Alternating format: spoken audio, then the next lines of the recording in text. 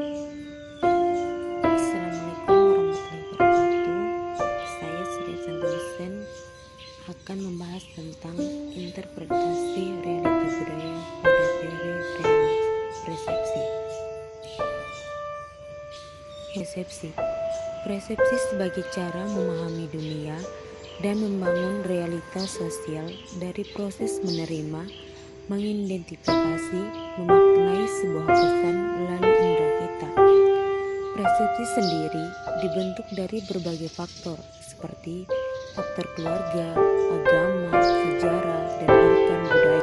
Komunikasi tidak akan berjalan dengan efektif jika antar individu memiliki perbedaan dapat persepsi satu sama lain.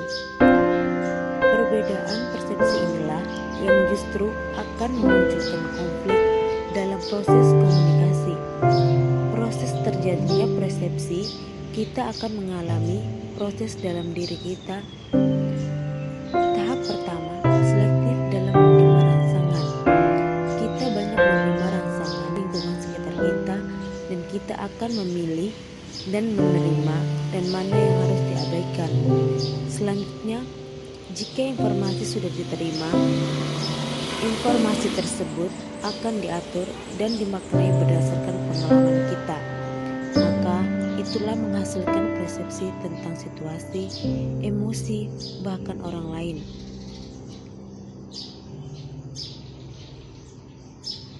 Selanjutnya kita masuk ke persepsi dan budaya.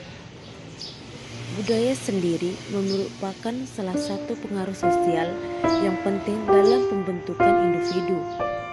Pribadi setiap orang mempunyai faktor budaya, faktor sosial, kultural, dan budaya yang meliputi keyakinan, nilai, dan sikap akan membentuk sebuah persepsi dalam diri seseorang. Sebuah persepsi terbentuk dari budaya yang dilihat oleh seseorang melalui indera yang mana pesan tersebut akan dimaknai sebagai sebuah pengetahuan.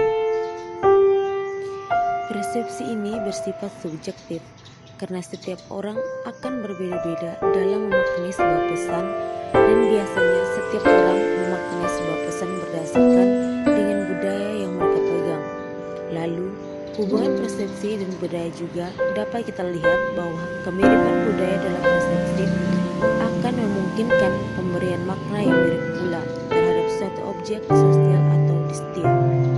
Sebagai contoh, interaksi antara budaya dan persepsi, kita bisa melihat adanya perbedaan gaya komunikasi dalam budaya Amerika dan budaya di Jepang.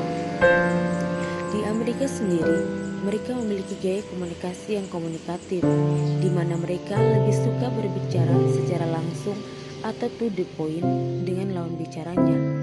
Sedangkan bagi orang Jepang, komunikasi seperti itu belum tentu nyaman digunakan karena menurut mereka berbicara terus terang justru akan menimbulkan makna yang ambigu. Maka perbedaan inilah seseorang berasal dari Amerika akan membentuk sebuah persepsi bagaimana menurut mereka orang Jepang merupakan tipikal yang suka menghindar jika diajak berbicara. Di sini juga persepsi orang Jepang ke Amerika berbeda-beda. Dilihat dari orang Jepang berpandang berbicara adalah kedangkalan, sedangkan orang Amerika bahwa mengutarakan sebagian terbuka adalah hal yang baik. Oleh karenanya, budaya akan menciptakan persepsi yang berbeda antar individu. Menurut Alde dan Muni Hesman, kriteria persepsi dibagi menjadi 5. Yang pertama, persepsi itu selektif. Yang kedua, persepsi itu dipelajari. Yang ketiga, persepsi ditentukan oleh budaya. Yang keempat, persepsi itu konsisten. Dan yang kelima, persepsi tidak